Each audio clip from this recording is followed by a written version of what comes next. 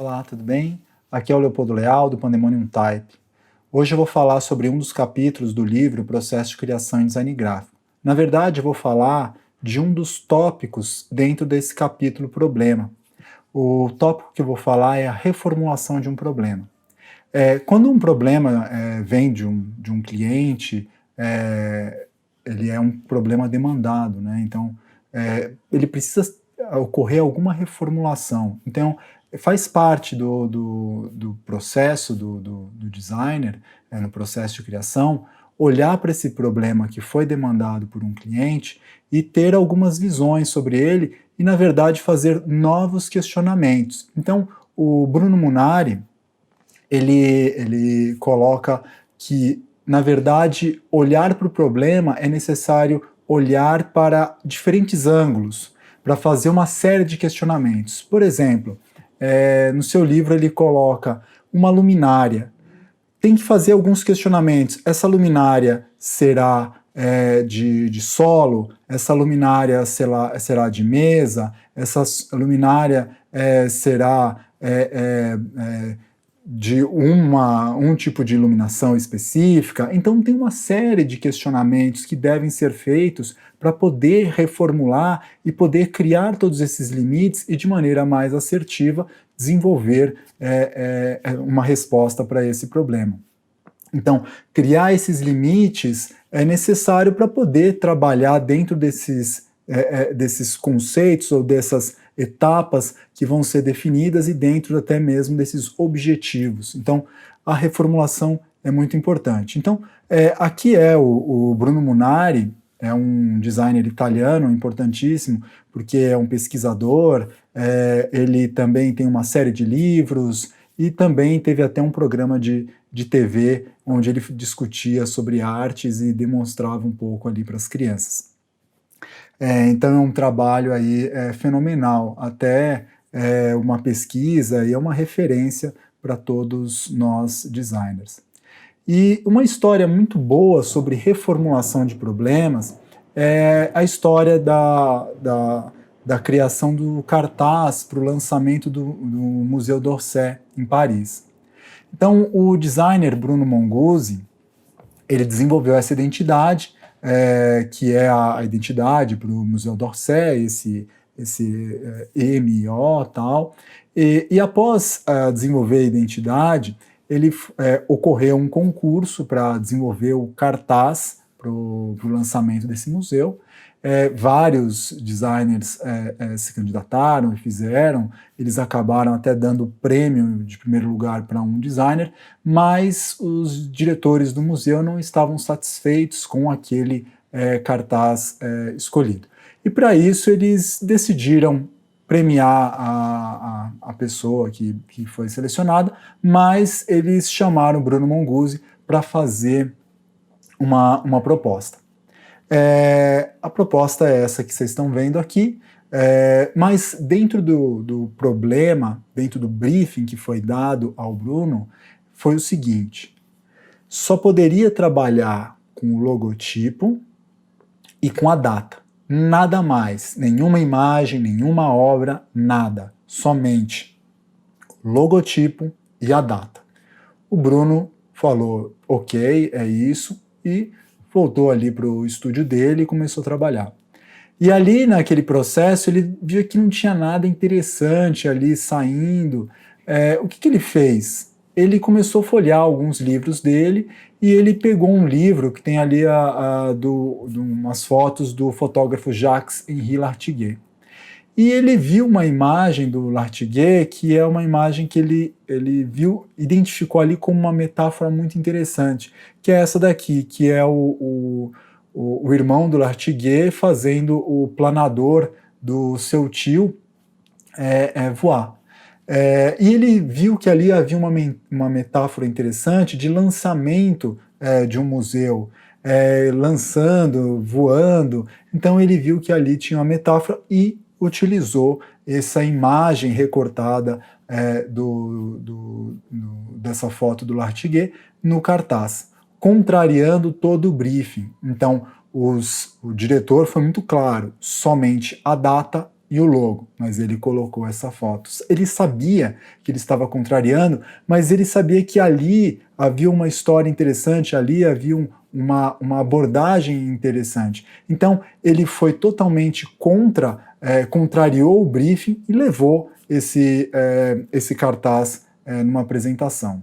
O que aconteceu? O diretor ficou furioso com como o Bruno havia contrariado o briefing, mas ali naquela discussão ele apresentou todos os pontos, o diretor andava de um lado para o outro, até que o diretor falou: eu estou furioso, mas ao mesmo tempo você conseguiu trazer algo muito interessante, então vamos levar adiante, mas eu não sei como a gente vai conseguir, porque sabemos que a Fundação Lartiguet ela não deixa utilizar parte das imagens em alguns materiais.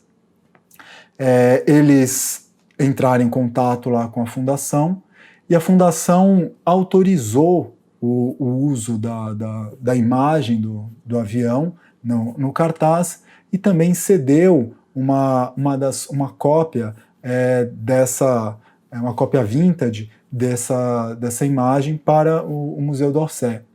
E com isso foi possível desenvolver esse cartaz que todo mundo ali, mesmo contrariando o briefing, ele levou adiante essa ideia. E algo mais interessante acontece posteriormente, porque o museu é lançado, todos esses cartazes estavam em Paris, e o fotógrafo Lartiguet, ele faleceu. E a mulher do Lartiguet escreve uma carta emocionada ao diretor do museu, que aquilo era uma homenagem muito bonita ao Lartiguet, como o planador do tio do Lartiguet, a imagem do Lartiguet estava voando por toda Paris.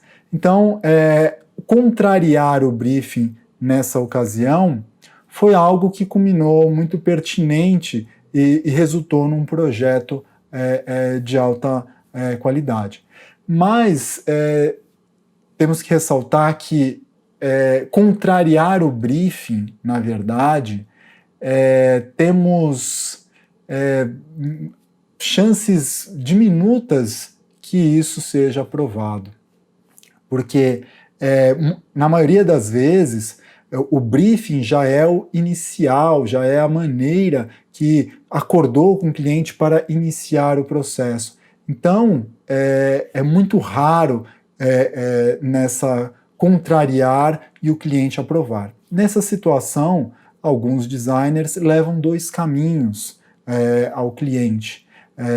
Um caminho que é exatamente o que era o problema e o que desenvolveu a partir daquele problema acordado, e outro que fez algumas ajustes ou algumas contrariando algumas premissas iniciais. Com isso é possível até balancear e demonstrar como aquele problema que havia sido inicialmente acordado, de repente ele não era tão interessante.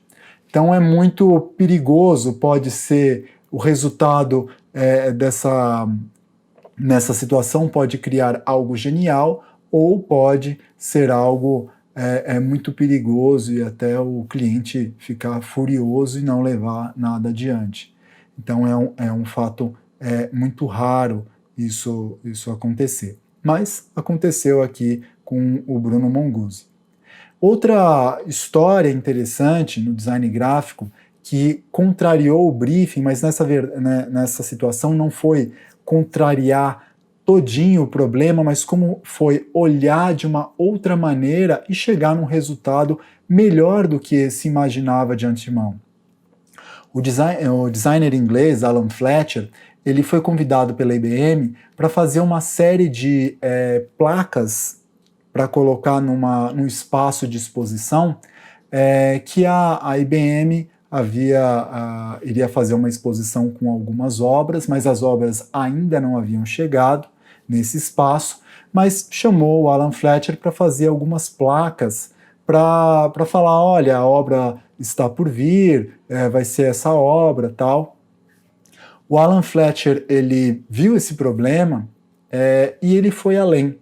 Ele desenvolveu uma série de cartazes falando sobre a definição do que era a arte. Então a gente vê aqui esses 3 cartazes, então falando o que o Kandinsky acha que é arte, o Émile Zola e assim por diante. E ele fez esses cartazes, e esses cartazes eram posicionados abaixo do espaço que seria a pintura, onde mais ou menos se coloca uma placa, a legenda da obra. E aí depois, quando fosse aplicada o quadro, esse cartaz permaneceria. E ele falou claramente, então depois foi aprovado, isso foi produzido e foi implementado esse projeto, e ele fala que se ele fizesse exatamente o que tinha sido solicitado, ele faria simplesmente uma plaquinha que ficaria abaixo do quadro. Ele foi além. Então, ele respondeu ao problema, mas ele teve uma outra maneira, uma outra abordagem nessa reformulação desse problema.